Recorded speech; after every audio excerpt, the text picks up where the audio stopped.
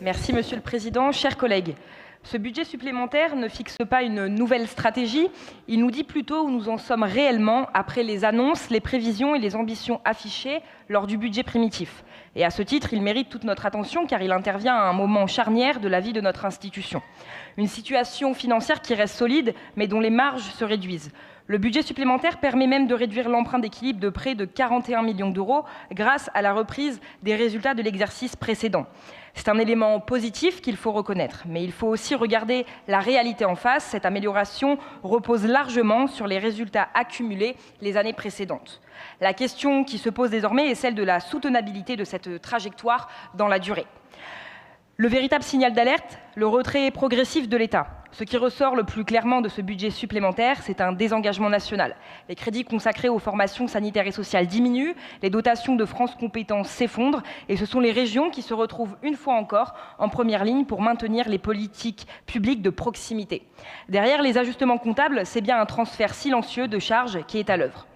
Les Jeux Olympiques, une vigilance nécessaire. Le troisième sujet est évidemment celui des JO de 2030. Nous partageons tous ici la volonté de faire rayonner notre région, mais nous avons aussi le devoir d'assurer une parfaite transparence financière. Aujourd'hui, nous inscrivons 190 millions d'euros d'autorisation de programme pour la convention Solideo. Or, le rapport nous indique lui-même que ce montant a été calculé avant la révision récente du périmètre olympique lié à l'abandon des épreuves de glace à Nice.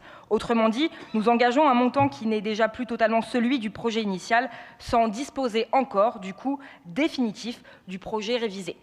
Cette situation justifie à elle seule une vigilance particulière de notre Assemblée.